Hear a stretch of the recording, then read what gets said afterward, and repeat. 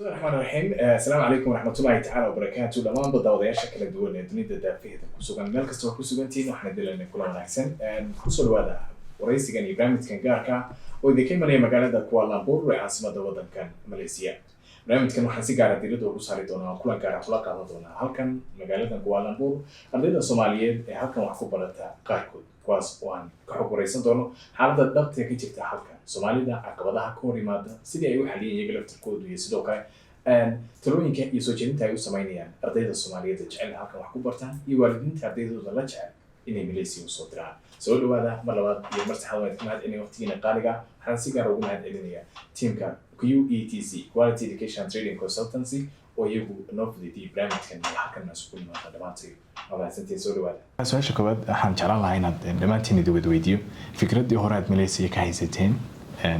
iyo tan imika iyo xaaladii aad kula kulanteen inaad si kooban u sharaxdaan. aygo shacab jaamac waxaan dhigtaa jaamacadda University Kuala Lumpur oo UNKL dadka waxbarashada tayada quality-geeda horta aad iyo aad u fiican yahay oo ardayga waxa la isku dhaxwaday theory iyo practical yani casharada caadiga ah iyo kuwii practical ah marka runtii waxaan oran karaa ardaygu marba haddii practical helayo ardaygaas arday dhisan buu noqonayaa. magacayga waxaa la yidhahdaa Nasra Sulaiman Xasan waxaan dhigtaa University of Sabarjaya. Malaysia ku arka wax weyn dadku caawinaya hadday ku arkaan yacnihii ku garagalaya hadday tahay xagga macallimiinta jaamacadda hadday tahay xagga markaad wax u baahato kale suuqoo kale markii hore laakiin dee waxaan ka aaminsanato adoo keliya saad u noolaan doontaa markaad tagto. magacaygu Cabdifatax Aadan Nuur oo dhigta jaamacadda City University of Malaysia. Waan yaqaan wax isla markaan Malaysia barta ka tahay. Kororka soo marka wallahi way badan tahay oo qofku waxyaabo badan uu ka fikirayo intaan marka tagi doonta xagga tegaysa waxyaabo aan ka soo fikirayo laakiin waxaas oo dhan waxa ku qaabilsan QETC ku arrange gareynaysa. horta waxaan oran karaa caqabadaha ugu horeysa iman karta wax weeyaan marka waddanka imanayso waa waliba markaan hadlanahay la isweydiinayo wax weeyaan qofkani halkee ku tagi karaa marka inta badan dadkeenu waxay dadayaan qof hore Soomaaliya qofkani ma helayaa oo sidaa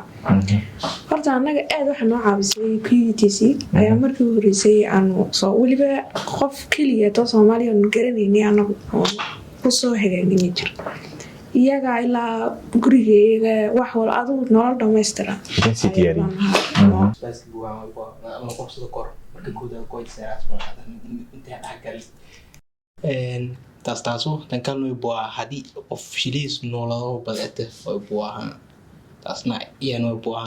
tiyo wadanka blenfield wala arko guduunta tan wadanka buu waalidka noolay inta buu qoys shilida noolay intaas ay kor aan horeysiyo dhanka waxbarashada Allahu musta'aan systemka waxbarashada Malaysia ama hanaanka Malaysia wax looga barto iyo ka wadankeena wax looga baran jiray aad u kala duwan yihiin aan tusaale yar fududeysiyo jaamacadaha marka wadankeena lagu jiro Faisal ma jiro wax loo yaqaan course selection oo ardaygu marka halka Malaysia marka la joogo wuxuu doortaa courseska uu qaadanayo tusaale ahaan oo kale sanadka koowaad waxaad qaadanaysaa ka soo qaad 10 course sanadkii koowaad laba semester baad dhiganaysaa labada semester courseska aad kala horeysiisanaya jaamacaddu kuma doorayso marka wadankeena taasi kama jirto oo waxa weeyaan waxaan wadankeena ka jirin laakiin halkan aad bay noogu cusub oo fikir aan gud meel ku haysaday markii intaan kooy markaa markii inta kooy dadka deedan shaqeeyay hobnaga inuu walbarashada oo baan er walbadan wala ku shal argay sheegay waqti badan gaadaas laakiin wala geliyo waqti inuu walbarashada eedan ka faylatan marka habluhu waa waxbarasho oo iman karaan dalkan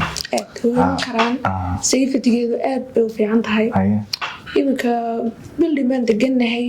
wax security-geedu waa tam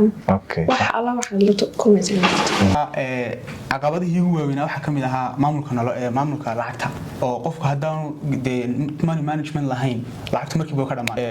terminology aan isticmaalna Malaysia waxa kamid ah qofkaasi dhirtu fuushay waan dhaqaa dhirtu fuushay macnaheedu waxa weeye qofku biilkii raay loo soo diray baa ka dhamaaday oo ku bargo-ay marka waxaan idin kula talin lahaa ardayda dambe in ay isku dayaan lacagta loo soo dirayo inay isku fileysiyaan oo isku filnaanshaha lacagta waxaan dhigtaa computer science AT-guna meel alla meel wadankii kaga jiro ma jirto wax waad iska soo galaysaa waxa lagu bilaabaya programming laguma qeexayo waayo ardaydani waxay kusoo dhigteen foundationkii in words programming loo qeexo oo sida loo kala tusay foundation ku saarkeen marka meel dhaxan baa looga bilaabay aad wax doonaysaa in wixii waayo dee wax alla waxaan ka aragtay oo ka garan ma jirto iyagina waxay doonayaan dee imika kale laba ugeey lagaaga bilaabi maayo in calculus-tii oo kale halkii maraysay markaan ku matalo xisaabteennii oo kale in laga sii bilaabo adna waxay doonaysaa horta laba ugeeyo maadaga waayo wadankii kuma jirto waxyaabaha markaan odhan karo wadankeen in aad looga dhiso waxa weeyaan halka AT-ga science xisaab waxaa waa la dhigaa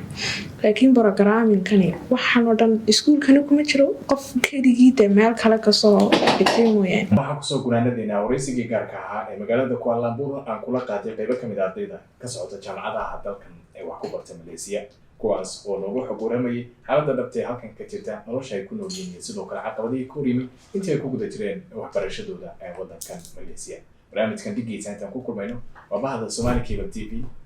oo idin leh sidaas assalaamu calaykum waraxmatullaahi tacaala wabarakaatuh